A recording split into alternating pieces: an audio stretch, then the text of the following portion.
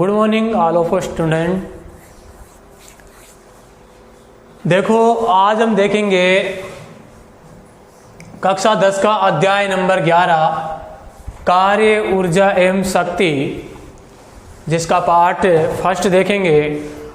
ध्यान देंगे जो ये पार्ट है आपका अध्याय नंबर 11, ये 5 नंबर का पार्ट है, यानी कि यहाँ से 5 नंबर के अंक पूछे जाते हैं, 5 नंबर के क्वेश्चन पूछे जाते हैं और वो पूछे जाते हैं 1+4 के रूप में। यानी कि 2 क्वेश्चन यहाँ से बनते हैं। कितने क्वेश्चन बनेंगे? 2 क्वेश्चन बनते हैं। एक तो बनता है 1 नंबर का और एक बनता है 4 नंबर का। कितने नंबर का बनता है? 4 नंबर का। तो 2 क्वेश्चन पूछता है, एक तो 1 नंबर का और एक पूछता है 4 नंबर का। तो लिख लीजिए अध्याय नंबर 11 कार्य ऊर्जा एवं शक्ति, इसके बारे में देखते हैं। तो सबसे पहले हम बात करेंगे किसकी? देखो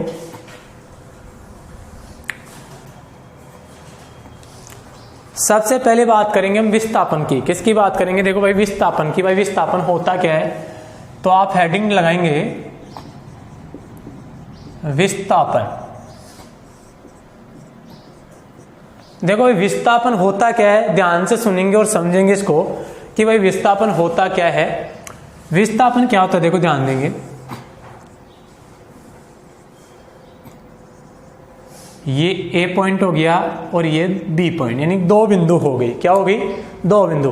तो आप बोल सकते हैं विस्थापन की परिभाषा कि 2 बिंदुओं के बीच की निश्चित दूरी, 2 बिंदुओं के बीच की निश्चित दूरी, यानी कि इन दोनों के बीच की निश्चित जो दूरी होगी उसको क्या बोला जाएगा? विस्थापन बोला जाएगा। क्या बोला जाएगा? विस्थापन। 2 बिंदुओं के बीच की निश्चित दूरी या एक निश्चित दिशा में तय की गई दूरी क्या कहलाती है? विस्थापन कहलाती है। क्या कहलाती है? विस्थापन। या आप बोल सकते हैं कि अंतिम स्थिति और प्रारंभिक स्थिति के मध्य की जो दूरी होती है उसे क्या बोला जाता है? विस्थापन। ये प्रारंभिक स्थिति हो गई और ये अंतिम स्थिति हो गई। इन दोनों के बीच की दूरी क्या कहलाएगी? विस्थापन कहलाएगी। क्या कहलाएगी? विस्थापन कहलाएगी।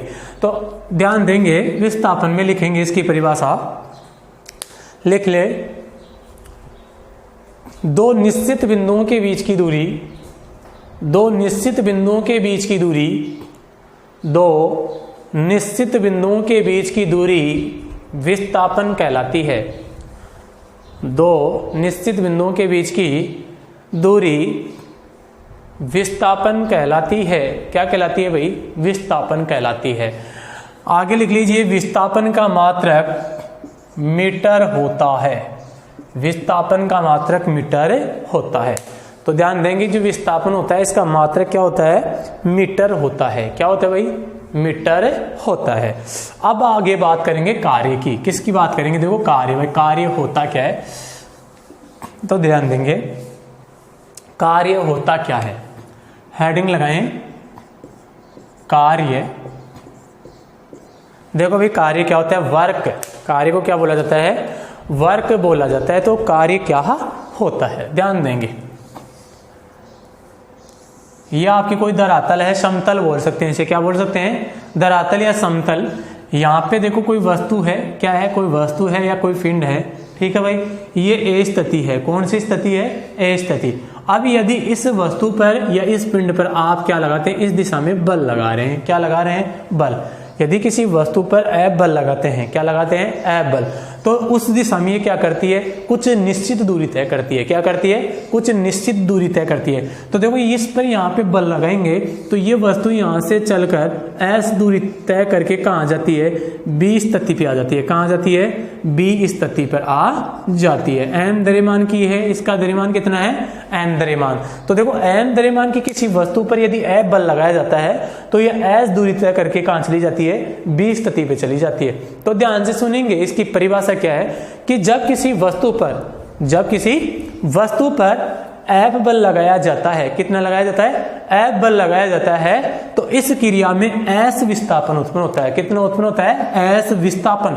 अब देखो इसको विस्थापन क्यों बोला? क्योंकि तो 2 बिंदुओं के बीच की क्या है? ये निश्चित दूरी है। क्या है? निश्चित दूरी। तो ये क्या कहलाएगा? विस्थापन कहलाएगा। क्या कहलाएगा? विस्थापन। तो यदि किसी वस्तु पर F बल लगाया जाता है तो S विस्थापन उत्पन्न होता है। अर्थात इन दोनों के गुणनफल को क्या बोला जाता है?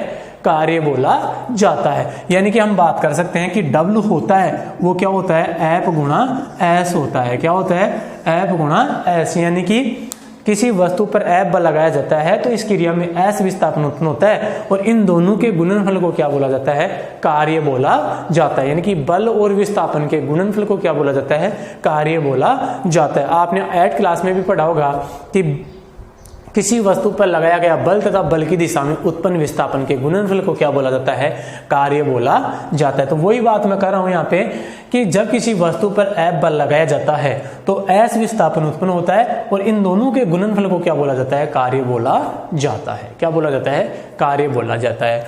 बात कर लेने को कार्य बराबर क्या हो गया, W बराबर F इंटू S हो गया।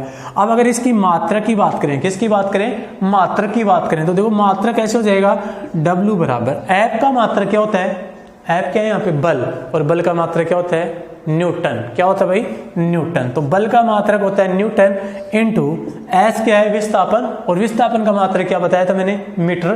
क्या बताया था, मीटर। तो ये क्या हो गया, न्यूटन गुणा मीटर। क्या हो गया, न्यूटन गुणा मीटर। तो कार्य का मात्रक क्या लिख सकते हैं हम, न्यूटन गुणा मीटर, और इस न्यूटन गुणा मीटर को आप क्या बोलते हैं, जूल बोला जाता है। क्या बोला जाता है, जूल। तो कार्य का मात्रक क्या होता है, जूल होता है, और जूल किसके बराबर होता है, न्यूटन गुणा मीटर के बराबर होता है। तो जूल भी इसका कार्य का मात्रक हो जाएगा। तो ये कार्य का मात्रक हो गया। आप कार्य हेडिंग डालें और इसकी परिभाषा लिखें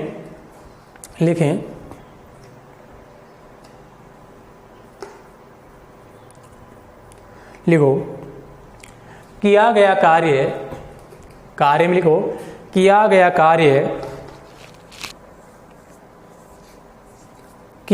कार्य बल तथा बल की दिशा में उत्पन्न, किया गया कार्य बल तथा बल की दिशा में उत्पन्न, बल तथा बल की दिशा में, बल की दिशा में उत्पन्न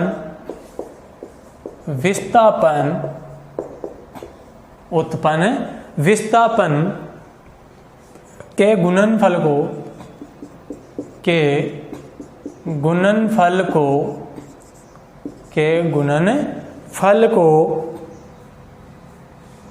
गुणनफल ऐसे लिखेंगे, के गुणनफल के बराबर होता है, के बराबर होता है।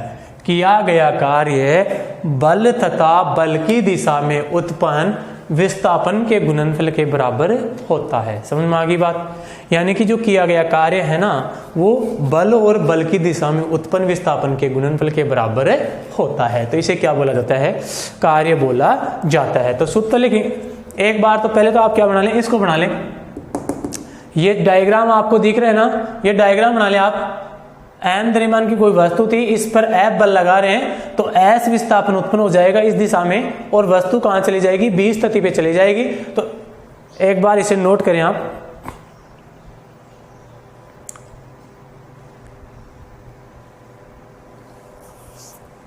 इसे नोट कर लिया क्या, इसे नोट कर लिया क्या, नोट कर लिया तो देखो आगे देखेंगे। फिर इसके नीचे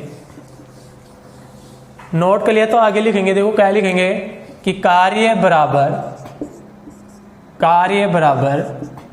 बल गुणा बल की दिशा में, बल गुणा बल की दिशा में उत्पन्न विस्थापन,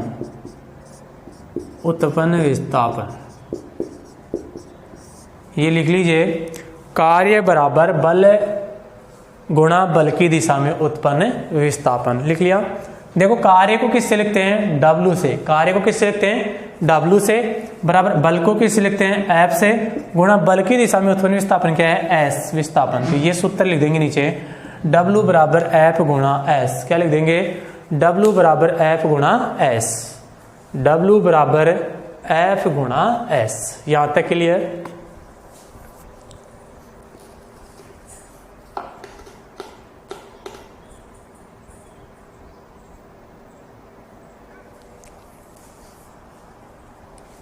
तो ध्यान देंगे, यहां से आपको एक चीज समझ में आ रही होगी कि बल और बल की दिशा में उत्पन्न विस्थापन, इन दोनों की दिशा क्या है, समान है। देखो बल भी इधर लग रहा है और विस्थापन भी इस दिशा में उत्पन्न हो रहा है, यानी कि बल और विस्थापन की दिशा क्या है, समान है। क्या है भाई, समान। बल और, ध्यान देंगे क्वेश्चन कई बार घुमाता है, और कैसे घुमाता है कि बल और विस्थापन की दिशा अगर समान है तो किया गया कार्य कितना होगा। ध्यान देंगे यही होगा, बल और विस्थापन की दिशा अगर समान है, क्या है, समान है, तो फिर कार्य ये होगा W बराबर F इंटू एस। क्या होगा, W बराबर F इंटू एस। अगर दिशा अलग अलग है, यानी कि बल की और विस्थापन की दिशा एक दूसरे से क्या है, अलग है, विपरीत है, तो फिर कार्य अलग होगा। फिर कार्य क्या होगा, अलग होगा। वो आगे लिखेंगे, देखो कैसे। यहां तक क्लियर। अब लिखो आगे तीर का निशान लगा के, अब लिखेंगे, देखो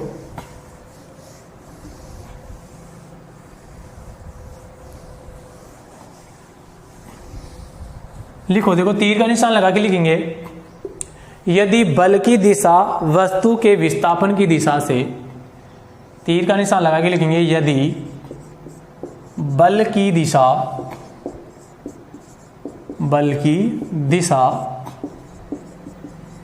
वस्तु के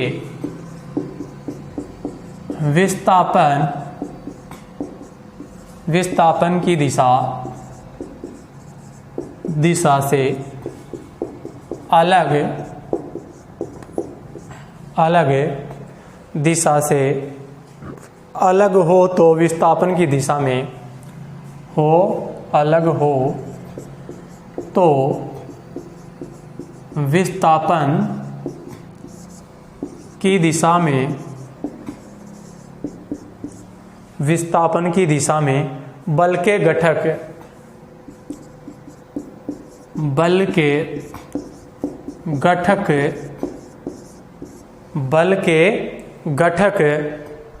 द्वारा किया गया कार्य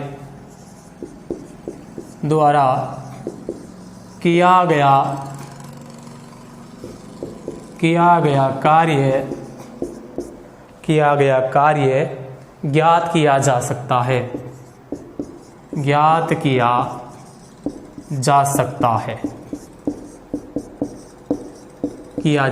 देखो कैसे किया जा सकता है, ध्यान से सुनेंगे। पहले एक बार इसे लिख लीजिए आप कि यदि बल की दिशा में वस्तु के विस्थापन की दिशा से अलग है, यदि बल की दिशा वस्तु के विस्थापन की दिशा से क्या है, अलग है, यानी कि बल की दिशा और विस्थापन की दिशा अगर अलग है तो फिर विस्थापन की दिशा में बल के घटक द्वारा हम क्या ज्ञात कर लेंगे, कार्य ज्ञात कर लेंगे। यानी कि जो बल का घटक होगा ना, उसकी दिशा में क्या कर लेंगे, कार्य ज्ञात कर लेंगे। देखो कैसे ज्ञात करेंगे, समझेंगे, इसको ध्यान देंगे।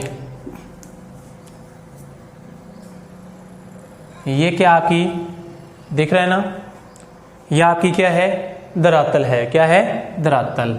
यहाँ पे ये क्या हो गया, आपकी m द्रव्यमान की कोई वस्तु होगी, ए स्थिति पे है। ठीक है भाई।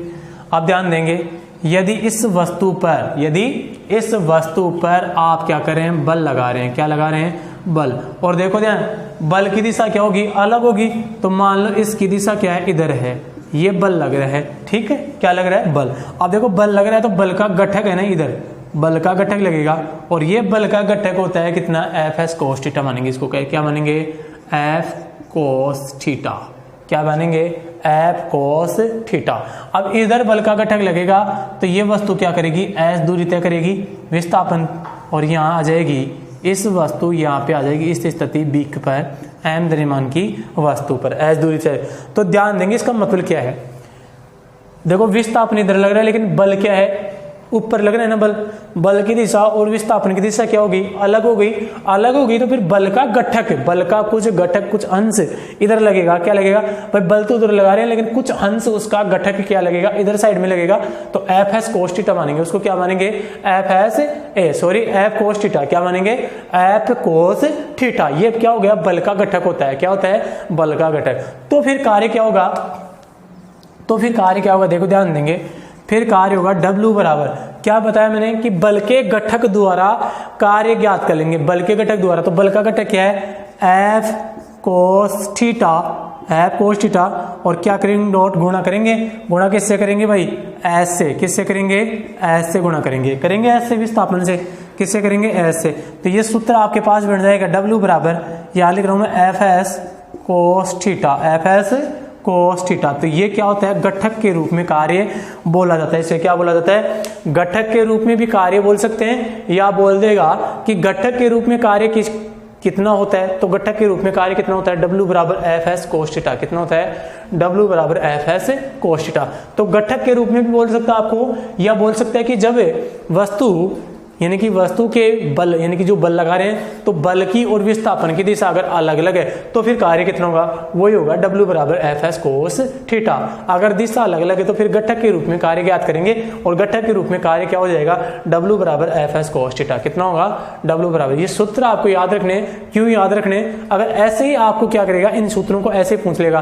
कैसे पूछ लेगा आपको, कि अगर विस्थापन की दिशा और बल की दिशा दोनों की समान है तो फिर कार्य कितना होगा, तो फिर कार्य कितना हो जाएगा, W बराबर F इंटू एस। कितना होगा, बता दिया पहले। अगर दिशा अलग अलग है तो फिर घटक के रूप में ज्ञात करेंगे, तो घटक के रूप में कितना हो जाएगा, W बराबर एफ एस कोस थीटा। दोनों सूत्र आपको याद रखने हैं, याद रह जाएंगे, और इनसे न्यूमेरिकल भी करेंगे तो न्यूमेरिकल भी काम देता है ये। अभी आगे न्यूमेरिकल करेंगे नहीं ना एग्जामों में, ये है ना आपके चैप्टर 9, 9वां प्रकाश वाला, 10वां विद्युत धारा वाला, और 11वां कार्य और जैन शक्ति। इन तीनों चैप्टरों से क्या करता है, न्यूमेरिकल पूछता है। 5-6 नंबर के न्यूमेरिकल आते हैं यहाँ से, तो न्यूमेरिकल के लिए सूत्र याद रहना जरूरी है। तो इस सूत्रों को आप समझेंगे कि कार्य के घटक के रूप में कार्य क्या होता है, और अगर उनकी दिशा सही है, दिशा समान है, तो फिर कार्य क्या होगा, ऊंचाई के रूप में कार्य क्या होगा, ये सब बताएंगे आपको।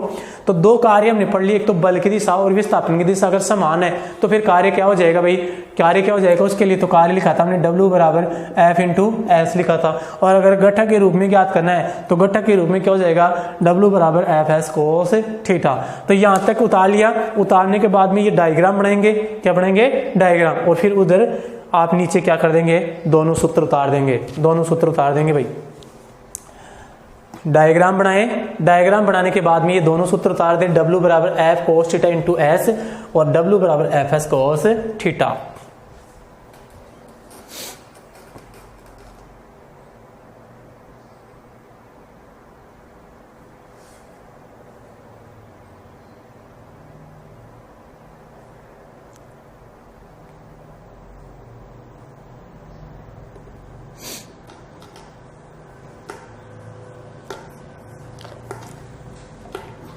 तो ये उतार लिया क्या,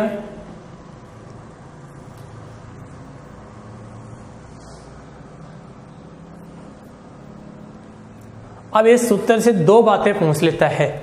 इसी सूत्र से बात करेंगे, किसकी बात करेंगे, 2 बातों की बात करेंगे। क्या पूछ लेता है कि कार्य का मान धनात्मक कब होगा और ऋणात्मक कब होगा।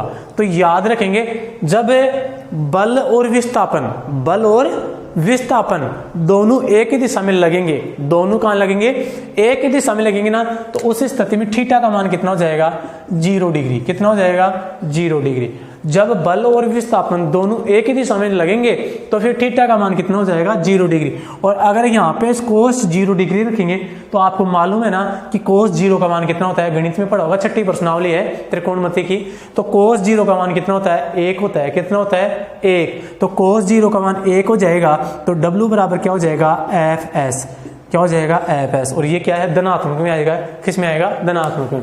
तो जब बल और विस्थापन दोनों एक ही दिशा में होते हैं तो थीटा का मान 0 होता है। इस स्थिति में किया गया कार्य धनात्मक होगा। क्या होगा, धनात्मक होगा। और ध्यान देंगे, ऋणात्मक कब होगा, जब बल और विस्थापन दोनों क्या हो जाएंगे, एक दूसरे के विपरीत हो जाएंगे। क्या हो जाएंगे, विपरीत। बल और विस्थापन दोनों एक दूसरे के विपरीत होंगे ना, तो फिर थीटा का मान कितना हो जाएगा, 180 डिग्री। कितना होगा, 180 डिग्री। और कोस 180 डिग्री का मान होता है -1। कितना होता है, -1। तो -1 रखेंगे तो फिर क्या हो जाएगा, माइनस एफ एस बनेगा। तो कार्य किस में आ जाएगा, ऋणात्मक में आ जाएगा। किस में आ जाएगा, ऋणात्मक। तो दोनों बात याद रखनी है, लिखा देता हूं मैं यहाँ पे कि कार्य कब धनात्मक होगा और कब ऋणात्मक होगा। तो तीर का निशान लगा के लिख ले नीचे, तीर का निशान लगा के लिख लीजिए, जब बल एवं विस्थापन, जब बल और विस्थापन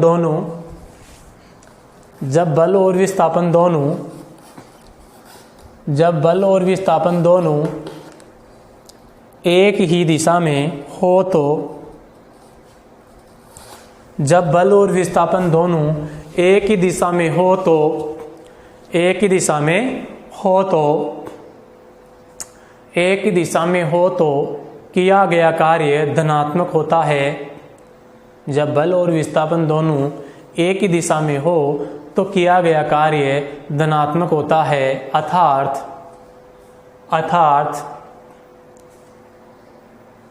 अर्थात थीटा बराबर 0 डिग्री, अर्थात थीटा बराबर कितना हो जाएगा 0 डिग्री। ध्यान देंगे तो कार्य कितना हो जाएगा धनात्मक हो जाएगा। समझ में आ गई बात। दूसरा लिखो तीर का निशान लगा के, जब बल और विस्थापन दोनों की दिशा अलग अलग हो, जब बल और विस्थापन दोनों की दिशा अलग अलग हो, जब बल और विस्थापन दोनों की दिशा अलग अलग हो, जब बल और विस्थापन दोनों की दिशा अलग अलग हो तो किया गया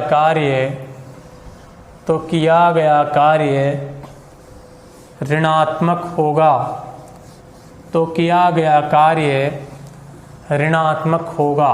क्या हो जाएगा ऋणात्मक होगा। तो किया गया कार्य ऋणात्मक होगा, अर्थात थीटा बराबर 180 डिग्री, अर्थात थीटा बराबर 180 डिग्री। लिख लिया।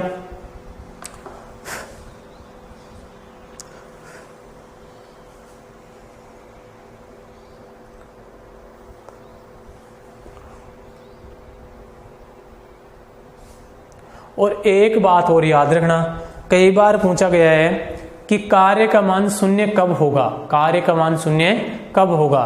कब होगा भाई? जब वस्तु पर लगने वाला बल विस्थापन के लंबवत हो। कब हो? लंबवत। जब वस्तु पर लगने वाला बल विस्थापन के लंबवत होता है ना, तो थीटा का मान 90 डिग्री होता है। कितना होगा? 90 डिग्री। और ध्यान देंगे, हमने सूत्र पढ़ा W बराबर Fs cos थीटा, यही पढ़ा था। अब ध्यान देंगे, जब बल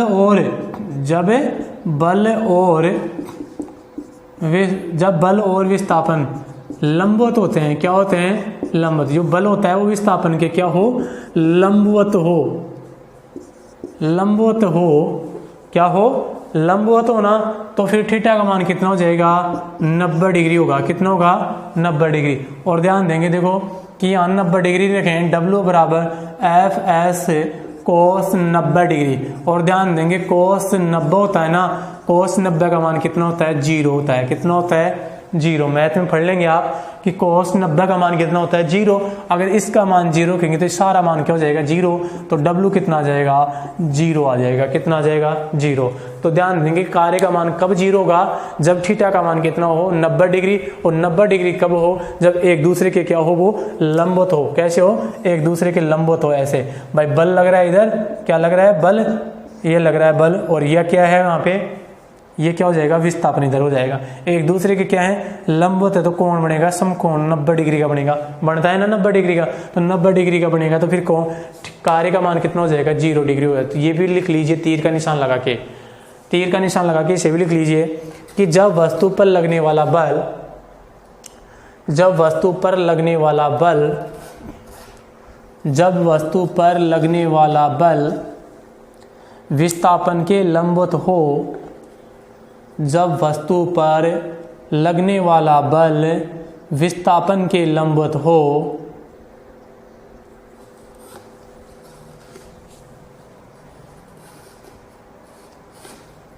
तो किया गया कार्य शून्य होगा। तो किया गया कार्य शून्य होगा। तो किया गया कार्य क्या होगा? शून्य होगा। अर्थात थीटा इक्वल टू 90 डिग्री, अर्थात थीटा बराबर 90 डिग्री। क्या लिखेंगे? अर्थात थीटा बराबर क्या लिखेंगे? 90 डिग्री लिखेंगे। क्या लिखेंगे भाई? 90 डिग्री। तो ये बात क्लियर हो गई। अब आगे देखो क्या पढ़ेंगे। हमने कार्य की बात करें, यहाँ पे किसकी बात करें? कार्य की। दो प्रकार से हमने पढ़ लिया कि एक तो साधारणतः कार्य की बात कर ली, फिर घटक के रूप में कार्य बात कर ली। अब पढ़ेंगे गुरुत्वीय बल के द्वारा किया गया कार्य। तो हेडिंग डालें गुरुत्वीय बल के द्वारा किया गया कार्य। ध्यान देंगे भाई, गुरुत्वीय बल के द्वारा किया गया कार्य की बात करेंगे। किसके द्वारा? गुरुत्वीय बल के द्वारा किया गया कार्य। ध्यान देंगे, ये क्या होता है कि कोई वस्तु है, n द्रव्यमान की क्या है, कोई वस्तु है। यदि इस वस्तु को हम क्या करते हैं, h ऊंचाई पर ले जाते हैं। कहाँ ले जाते हैं? h ऊंचाई। तो नीचे क्या लगता है, गुरुत्वीय बल लगेगा mg। क्या लगेगा? mg बल लगेगा। और h ऊंचाई पे ले जाएंगे तो जो कार्य होगा ना, जो कार्य, इसका सूत्र आपको याद रखना है कि गुरुत्वीय बल के द्वारा किया गया कार्य कितना होता है। यहाँ से न्यूमेरिकल पहुंचता है, और वो न्यूमेरिकल क्या पूछेगा, देखो सूत्र तो आप याद रख लेंगे। W बराबर क्या होता है, mgh। कितना हो जाएगा? W बराबर mgh। ध्यान देंगे, तो गुरुत्वीय बल के द्वारा किया गया कार्य क्या है कि यदि m द्रव्यमान की किसी वस्तु को h ऊंचाई पे ले जाते हैं तो पृथ्वी का क्या लगता है, गुरुत्वाकर्षण बल नीचे की तरफ लगता है, इसको खींचने की कोशिश करता है। तो जो कार्य होगा इसके विरुद्ध, यानी कि इसके द्वारा जो किया गया कार्य होगा वो कितना हो जाएगा, W बराबर mgh। कितना हो जाएगा, mgh। तो ये आप सूत्र याद रख लेंगे और सूत्र लिख लिखेंगे। इसके नीचे लिख दीजिए, आप सूत्र लिख दीजिए, सूत्र लिख लीजिए W बराबर mgh। कितना लिखेंगे, W बराबर mgh। देखो यहाँ पे बात करेंगे, यहाँ m तो क्या है भाई, वस्तु का द्रव्यमान, वस्तु का द्रव्यमान। m का मतलब क्या होता है, वस्तु का द्रव्यमान होता है। h का मतलब होता है वस्तु की ऊंचाई, वस्तु की ऊंचाई,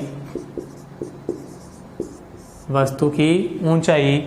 और g आपका क्या होता है, याद है क्या आपको, गुरुत्वीय त्वरण बोलते हैं इसे। क्या बोला जाता है, गुरुत्वीय त्वरण। क्या बोला जाता है, गुरुत्वीय त्वरण बोला जाता है। इसका मान निश्चित होता है। क्या होता है, निश्चित होता है। आपको न्यूमेरिकल देगा तो वहाँ पे g का मान रखना है, आपको वहाँ पे नहीं देता है कई बार, तो g का मान याद रखना। g का मान कितना होता है, 9.8, या हम बोल सकते हैं लगभग 10 के बराबर। 9.8 लगभग किसके बराबर होता है, 10 के बराबर। 10 भी ले सकते हैं मीटर प्रति सेकंड स्क्वायर, ये इसकी इकाई हो गई मीटर प्रति सेकंड स्क्वायर। तो लिख लीजिए, गुरुत्वीय बल के द्वारा किया गया कार्य W बराबर mgh। यहाँ इनके मतलब लिख लीजिए। m का मतलब होता है वस्तु का द्रव्यमान, h का मतलब होता है वस्तु की ऊंचाई, g का मतलब होता है गुरुत्वीय त्वरण, और g का मान होता है 9.8 या 10 मीटर प्रति सेकंड स्क्वायर होता है।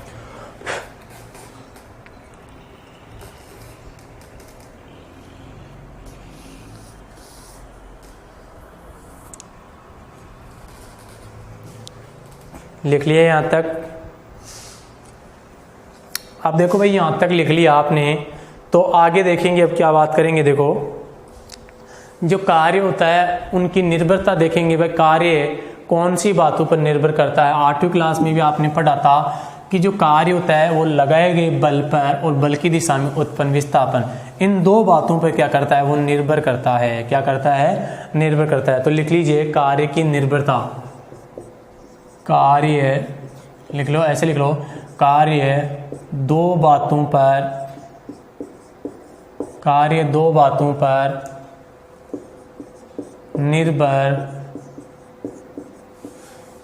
कार्य दो बातों पर निर्भर करता है। कार्य दो बातों पर निर्भर करता है। पहली बात, वस्तु, देखो कार्य का सूत्र पढ़ा था हमने, W बराबर क्या पढ़ा था, F इंटू एस। F तो क्या था, वस्तु पर लगाए गए बल, और ये क्या था, बल की दिशा में उत्पन्न विस्थापन। तो इन दोनों बातों पर ये निर्भर करता है। तो पहला लिख लो, वस्तु पर लगाए गए बल पर, वस्तु पर लगाए गए बल पर, वस्तु पर लगाए गए बल पर। और दूसरा लिख लो, बल की दिशा में, बल की दिशा में उत्पन्न विस्थापन पर, उत्पन्न विस्थापन पर। तो इन दोनों बातों पर निर्भर करता है ये, इन दोनों बातों पर निर्भर करता है ये, वस्तु पर लगाए गए बल पर और बल की दिशा में उत्पन्न विस्थापन पर। इन दोनों बातों पर क्या करता है, ये निर्भर करता है। यहाँ तक क्लियर। अब इसका मात्रक देखेंगे। देखो, कार्य की बात होगी संपूर्ण तरीके से, अब मात्रक से संबंधित बातें करेंगे। तो लिख लीजिए, कार्य का मात्रक। क्या लिखेंगे, कार्य का मात्रक।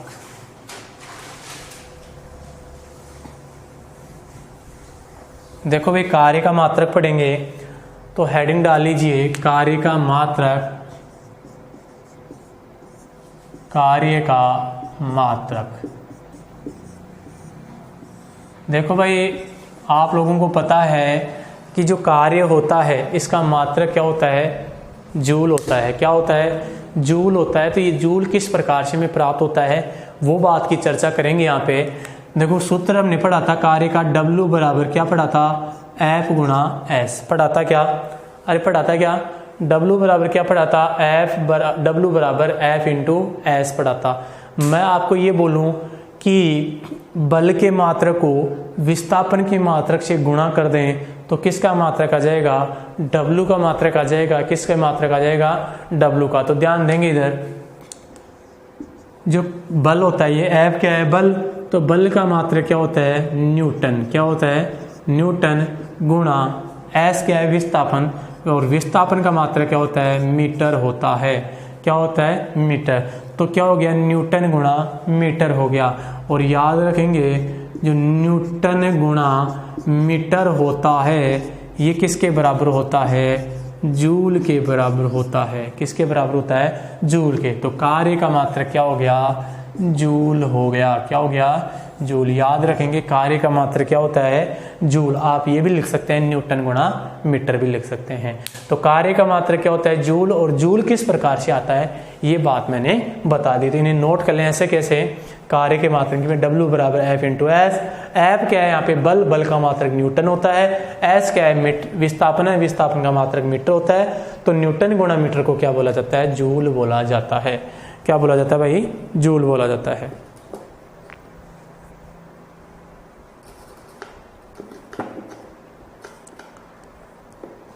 लिख लिया क्या।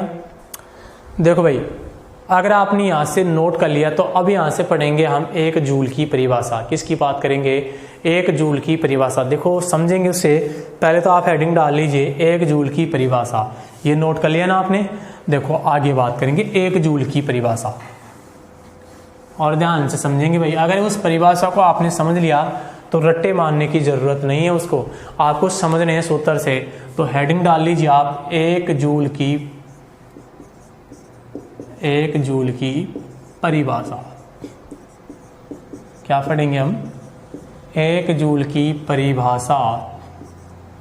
ध्यान दें भाई, बात कर रहे हैं एक जूल की परिभाषा की। किसकी बात कर रहे हैं, एक जूल की परिभाषा। भाई एक जूल होता क्या है, ध्यान देंगे। अभी हमने पढ़ा था, ध्यान देंगे भाई, क्या पढ़ा था, अभी हमने पढ़ा था कि न्यूटन गुणा मीटर किसके बराबर होता है, जूल के बराबर। पढ़ा था क्या, ध्यान दो इधर। न्यूटन गुणा मीटर किसके बराबर होता है, जूल के बराबर होता है। किसके बराबर होता है, जूल के। देखो मैं अगर ऐसे लिख दूं कि एक न्यूटन गुणा एक मीटर तो बताइए जूल कितने आ जाएंगे। अरे मैं लिख दिया एक न्यूटन गुणा एक मीटर, तो एक को एक से गुणा किया तो कितना आएगा, एक आएगा। तो क्या आ गया, एक जूल। क्या आ गया, एक जूल आ गया। क्या हमें क्या चाहिए, एक जूल ही चाहिए। अब देखो परिभाषा कैसे बनाएंगे, ये बात समझ में आ गई ना कि न्यूटन गुणा मीटर किसके बराबर होता है। अभी पढ़ा था ना कार्य के मात्रक में, न्यूटन गुणा मीटर क्या होता है, जूल के बराबर होता है। मैंने लिख दिया एक न्यूटन गुणा एक मीटर बराबर क्या हो जाएगा, एक जूल। क्या हो जाएगा, एक को एक से गुणा करेंगे तो एक ही आएगा ना, तो एक जूल। अब यहां से परिभाषा सुनना कि यदि किसी वस्तु पर एक न्यूटन का बल लगाया जाए, कितने न्यूटन का, एक न्यूटन का बल लगाया जाए और उस स्थिति में एक मीटर का विस्थापन उत्पन्न हो जाए। कितने मीटर का विस्थापन उत्पन्न हो जाए, एक मीटर का विस्थापन उत्पन्न हो जाए, तो उस वस्तु द्वारा किया गया कार्य कितना कहलाएगा, एक जूल कहलाएगा। कितना कहलाएगा, एक जूल। तो किसी वस्तु पर एक न्यूटन का बल लगाने पर एक मीटर का विस्थापन उत्पन्न होता है, तो वस्तु द्वारा किया गया कार्य कितना कहलाएगा, एक जूल कहलाएगा। क्या कहलाएगा, एक जूल। इन दोनों को नोट करें, इसके नीचे इन दोनों को नोट करें, न्यूटन गुणा मीटर बराबर जूल, एक न्यूटन गुणा एक मीटर बराबर एक जूल। दोनों को नोट करें और नोट करने के बाद में इसकी परिभाषा लिखेंगे नीचे। लिख लिया क्या, दोनों को नोट किया क्या, नोट किया तो लिखो अर्थात, नीचे लिखो अर्थात यदि किसी वस्तु पर एक न्यूटन का बल अर्थात यदि किसी वस्तु पर 1 न्यूटन का बल लगाने पर, अर्थात यदि किसी वस्तु पर 1 न्यूटन का बल लगाने पर 1 मीटर का विस्थापन उत्पन्न होता है। अर्थात यदि किसी वस्तु पर 1 न्यूटन का बल लगाने पर 1 मीटर का विस्थापन उत्पन्न होता है, 1 मीटर का विस्थापन उत्पन्न होता है, 1 मीटर का विस्थापन उत्पन्न होता है, तो वस्तु द्वारा किया गया कार्य, तो वस्तु द्वारा किया गया कार्य 1 जूल कहलाता है। तो वस्तु द्वारा किया गया कार्य 1 जूल होता है या कहलाता है। तो वस्तु द्वारा किया गया कार्य 1 जूल होता है।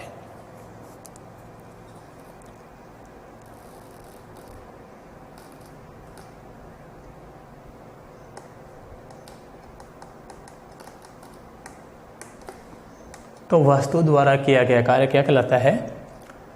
1 जूल कहलाता है। अब बात करेंगे आगे, देखो अब देखो यहां से बात करेंगे, ये 1 जूल की परिभाषा होगी। अब बात करें, देखो यहां पे न्यूटन है, ये क्या है? मीटर है, और ये क्या है? जूल है। अगर न्यूटन को किस में लिखा जाए? डाइन में। किस में लिखा जाए? डाइन में। ध्यान देंगे, अगर न्यूटन को डाइन में लिखें और मीटर को किस में लिखें? सेंटीमीटर में। किस में लिखें? सेंटीमीटर में। देखो डाइन को, न्यूटन को किस में लिखेंगे? डाइन में, और मीटर को किस में लिखें? सेंटीमीटर में। तो फिर डाइन इंटू सेंटीमीटर क्या हो जाएगा? अर्ग होगा। क्या होगा? अर्ग। और ये भी क्या होता है? कार्य का मात्रक होता है। क्या होता है? कार्य का मात्रक। समझ में आगे की बात? हम क्या करें, अगर न्यूटन को किस में लिखा जाए? डाइन में, और मीटर को किस में लिखा जाए? सेंटीमीटर। ये इनकी इकाइयां भाई क्या है? इकाइयां, यूनिट है इनकी।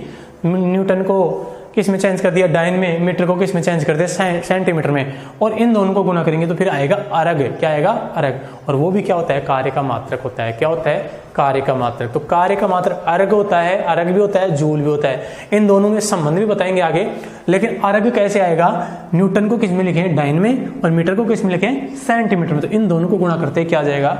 अर्ग आ जाएगा। क्या आ जाएगा? अर्ग। तो तीर का निशान लगा के लिखेंगे नीचे, तीर का निशान लगा के लिखेंगे नीचे, यदि बल को डाइन में, यदि बल को डाइन में, यदि बल को डाइन में, बल को डाइन में तथा विस्थापन को सेंटीमीटर में दर्शाया जाए, यदि बल को डाइन में तथा विस्थापन को सेंटीमीटर में दर्शाया जाए, सेंटीमीटर में दर्शाया जाए,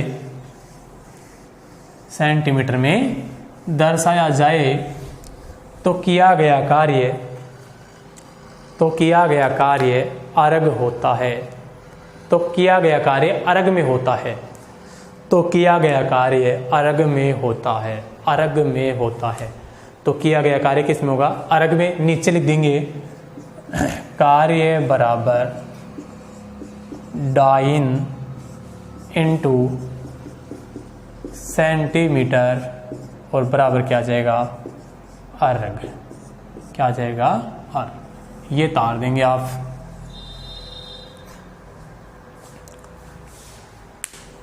कार्य बराबर डाइन इंटू सेंटीमीटर बराबर अर्ग। उतार दिया क्या? क्लियर है यहां तक? आप देखो भाई, कार्य का मात्रक जूल भी है और कार्य का मात्रक क्या है?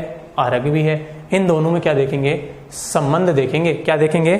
संबंध देखेंगे। तो नोट करें आगे, हेडिंग लगाएं, हेडिंग लगाएंगे आगे। क्या लगाएंगे? कार्य के मात्रक जूल व अर्ग में संबंध। क्या लगाओगे? कार्य का मात्रक, कार्य का मात्रक जूल व अर्ग में संबंध, अर्ग में संबंध। कार्य का मात्रक जूल एवं अर्ग में संबंध। कार्य का मात्रक जूल एवं अर्ग में संबंध देखेंगे और देखेंगे, ध्यान देंगे। अभी आपने पढ़ा था क्या? ये पढ़ा था आपने। ध्यान देंगे कि जूल बराबर क्या होता है? 1 जूल बराबर 1 न्यूटन गुणा 1 मीटर। पढ़ा था क्या? भाई अगर 1 न्यूटन वस्तु पर 1 न्यूटन का बल लगाए 1 मीटर का विस्थापन उत्पन्न, तो कार्य कितना हो जाएगा, 1 जूल हो जाएगा। तो 1 जूल बराबर 1 न्यूटन गुणा 1 मीटर फटा तब नहीं, देखो ध्यान देंगे 1 जूल ऐसे कैसे बराबर, अगर न्यूटन को किस में चेंज करें, डाइन में, किस में चेंज करेंगे, डाइन में। याद रखेंगे क्यों करें, क्योंकि डाइन इंटू सेंटीमीटर क्या होता है, अर्ग होता है। अब देखो यहां से बात क्लियर हो रही है कि 1 न्यूटन होता है ना, याद रखेंगे ये चीजें। 1 न्यूटन में डाइन कितने होते हैं, 10 की घात 5, कितने होते हैं, 10 की घात 5।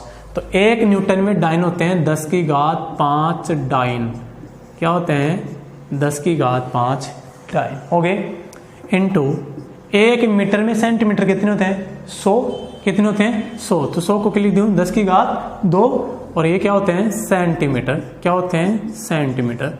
समझ में आगे की बात ये देखो 1 जूल बराबर क्या था, 1 न्यूटन गुणा 1 मीटर। 1 जूल बराबर 1 न्यूटन बराबर क्या होता है, 10 की घात 5 डाइन, और 1 मीटर बराबर 10 की घात 2 सेंटीमीटर, यानी 100 सेंटीमीटर होते हैं। अब ध्यान देंगे यहाँ से घातों का एक नियम पढ़ा था क्या आपने, क्या पढ़ा था, घातों का एक नियम पढ़ा था क्या, वो ये होता है कि अगर घात है ना, घात इनके आधार समान है तो घातें क्या हो जाती हैं, जुड़ जाती हैं, घातें क्या हो जाती हैं, जुड़ जाती हैं। तो 5 और 2 कितनी होगी, 7, कितनी हो जाएगी, 7 हो जाएगी क्या, अरे 5 और 2 कितनी होगी, 7, 10 की घात 7 होगी। और डाइन को सेंटीमीटर को गुणा करते क्या आता है, अभी बताया था मैंने, डाइन को सेंटीमीटर को गुणा करते क्या आएगा, अर्ग आएगा, क्या आएगा, अर्ग। तो डाइन और सेंटीमीटर को गुणा कर दिया तो क्या आ गया, अर्ग। ये इनमें क्या हो गया, संबंध हो गया। 1 जूल बराबर कितने अर्ग होते हैं, 10 की घात 7 अर्ग। पूछ लेता है ये क्वेश्चन कि 1 जूल में कितने अर्ग होते हैं, या 1 जूल कितने अर्ग के बराबर होता है। 1 जूल 10 की घात 7 अर्ग के बराबर होता है। किस प्रकार से आएगा ये आपको मैंने समझा दिया है, नोट कर लीजिए इसे, आप तीनों को नोट कर लें। ऐसे कैसे,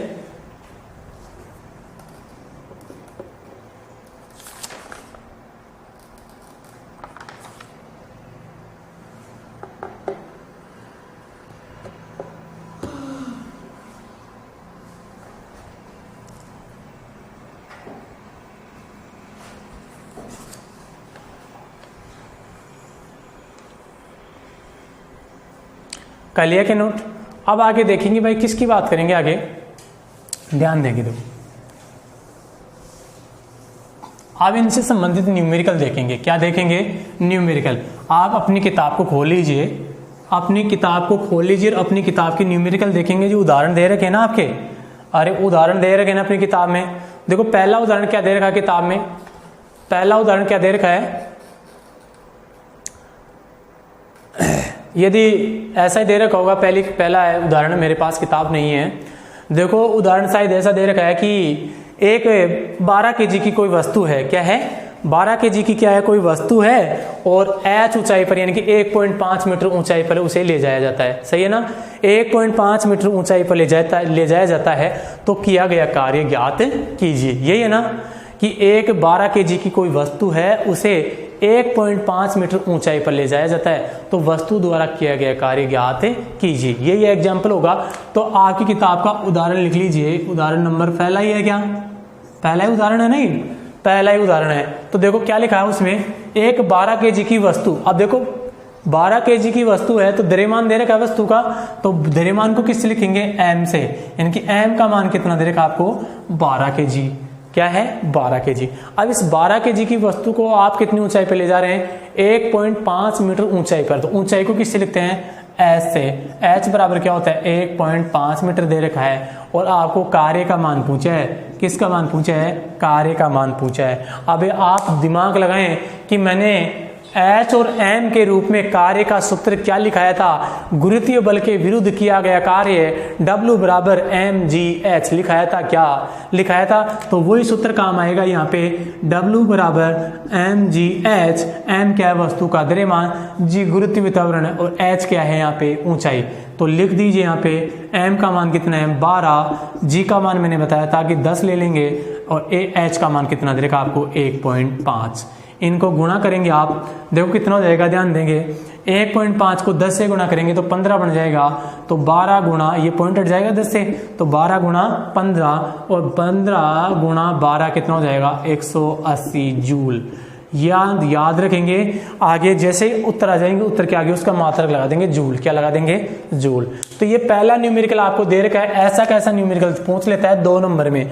कितने नंबर में पूछ लेता है ये? 2 नंबर में पूछ लेता है। 2 नंबर के 2 न्यूमेरिकल दे देता है। 2 नंबर के कितने न्यूमेरिकल? 2 न्यूमेरिकल दे देता है यहाँ से। तो देखो कैसे कि m बराबर 12 kg की कोई वस्तु है, उसे h ऊंचाई पर 1.5 मीटर ऊंचाई पर ले जाया जाता है, तो वस्तु द्वारा किया गया कार्य ज्ञात कीजिए। तो देखो ऊंचाई पे ले जा रहे, तो ऊंचाई के रूप में कार्य लिखाया था W बराबर mg h, क्योंकि h ऊंचाई इसी सूत्र में आती है। तो W बराबर m का मान 12 kg, g का मान 10 ले लिया और h का मान 1.5, इनको गुणा करेंगे तो कितना आएगा? 180, और क्या लगा देंगे? जूल लगा देंगे इसका मात्रक। तो पहला उदाहरण आपको ये दे रखा है। एक एग्जाम्पल और दे रखा होगा कि आपको ये दे रखा होगा कि 5 न्यूटन किसी वस्तु पर 5 न्यूटन का बल लगाया जाता है। किसी वस्तु पर कितने न्यूटन का बल लगाया जाता है? 5 न्यूटन का बल लगाया जाता है, तो वह 20 मीटर विस्थापित होती है। अपनी किताब अपने पास रखें और अपनी किताब में देखें। दूसरा उदाहरण क्या दे रखा है कि 5 न्यूटन का बल लगाने पर वो 20 मीटर विस्थापित होती है। कितने मीटर विस्थापित होती है? 20 मीटर विस्थापित होती है। और थीटा का मान दे रखा है आपको 30 डिग्री। कितना दे रखा है? 30 डिग्री दे रखा है। तो किया गया कार्य ज्ञात कीजिए। अरे आप देखो थीटा का मान दिया है ना यहाँ पे। दूसरे उदाहरण में आपको थीटा का मान दिया है, तो थीटा के रूप में सूत्र क्या लिखाया था मैंने? एफ एस कोस थीटा लिखाया था क्या? तो वो सूत्र काम याद आएगा। देखो यहाँ पे आपको क्या दिया है? एफ का मान दिया है कितना? 4 न्यूटन का बल लगा रहे हैं। कितने न्यूटन का? 5 न्यूटन का। तो F बराबर 5 न्यूटन का बल लगा रहे हैं। विस्थापन S वो कितनी मीटर विस्थापित होती है? कितनी मीटर दूरी तय करती है? 30 मीटर दे रखी है। कितनी दे रखी है? 30 मीटर। और थीटा का मान आपको दे रखा है 30 डिग्री। कितना दे रखा है? 30 डिग्री। ये सॉरी 20 मीटर दे रखा है। कितना दे रखा है? 20 मीटर। ऐसे कैसे क्वेश्चन दे रखा होगा। दूसरा उदाहरण आपकी किताब में दिख रहा होगा आपको कि 5 न्यूटन का बल लगाने पर वो 20 मीटर विस्थापित होती है और थीटा का मान आपको 30 डिग्री, कोण का मान 30 डिग्री दे रखा होगा और आपको कार्य पूछा होगा। क्या पूछा होगा? कार्य। तो देखो W बराबर सूत्र क्या था? F S cos theta. ये सूत्र लगेगा क्योंकि थीटा के रूप में ये सूत्र लिखाया था मैंने। अरे थीटा दिया तो थीटा के रूप में कार्य का सूत्र ये लिखाया था। तो W बराबर क्या हो जाएगा? एफ का मान कितना है? 5 इंटू एस का मान कितना है? 20 इंटू कोस 30। कोस 30 ध्यान देंगे कितना हो जाएगा? 20 पंजे 100। 20 पंजे कितना हो जाएगा? 100 गुणा कोस 30 का मान आपको याद है कि कोस 30 का मान कितना होता है? √3/2। कितना होता है? √3/2। कोस 30 का मान कितना होता है? √3/2। 2 से काटेंगे तो W बराबर कितना जाएगा? 2 से काटते ही 50 आ जाएगा। तो 50√3। यहाँ से आप √3 का मान भी रख सकते हैं, नहीं यहाँ भी रख सकते हैं। W बराबर ये आपका आंसर भी सही है 50√3 जूल। आप √3 का मान रखना चाहें, √3 का मान रखना चाहें ना, तो √3 का मान क्या होता है भाई? 1.732 होता है। क्या ये होता है ना 1.732? ये रख देंगे 50 से गुणा कर देंगे तो 86 पॉइंट कुछ आ जाएगा। क्या आ जाएगा? 86 पॉइंट कुछ आ जाएगा। तो वो भी W का मान ही होता है। ये भी सही है और वो भी सही हो जाएगा √3 का मान। याद रखेंगे यहाँ से एक चीज बता रहा हूँ मैं कि कोस 30 का मान कितना लेंगे आप? √3/2। मैथ में पढ़ लेंगे कोस 30 का मान कितना होता है? √3/2 होता है। तो ये ऐसे न्यूमेरिकल पूछता है भाई कार्य से संबंधित। आपको दिमाग लगाना है कि सूत्र मैंने 3 बताए हैं कार्य के। कितने सूत्र बताए हैं मैंने? 3 सूत्र बताए। एक तो आपको बताया था, देखो ध्यान देंगे, सूत्र 3 बताए हैं मैंने। कौन कौन से बताए? देखो ये नोट कर लिया। एक तो बताया था मैंने W बराबर F इंटू एस। साधारणतः सूत्र ये बताया था। अगर थीटा के रूप में दे, घटक के रूप में, तो देखो थीटा के रूप में ये दिया ना आपको, तो W बराबर सूत्र कौन से लगा देंगे? F S cos theta. अगर आपको ऊंचाई के रूप में दे, किसके रूप में दे? ऊंचाई के रूप में, द्रव्यमान के रूप में दे, तो फिर क्या लगा देंगे? W बराबर mgh वाला लगा देंगे। क्या लगा देंगे? mgh। जैसे मान देता है आप समझ जाएंगे कि कौन सा सूत्र वहां पे लगाना है। तो ये कार्य आपका कंप्लीट हो गया है। कार्य से संबंधित न्यूमेरिकल हो गया। तो कार्य के मात्रक पढ़ लिए, कार्य के प्रकार पढ़ लिए हैं। धन्यवाद। इस पार्ट में इतना ही। आगे पढ़ेंगे हम ऊर्जा के बारे में अगले पार्ट में। धन्यवाद।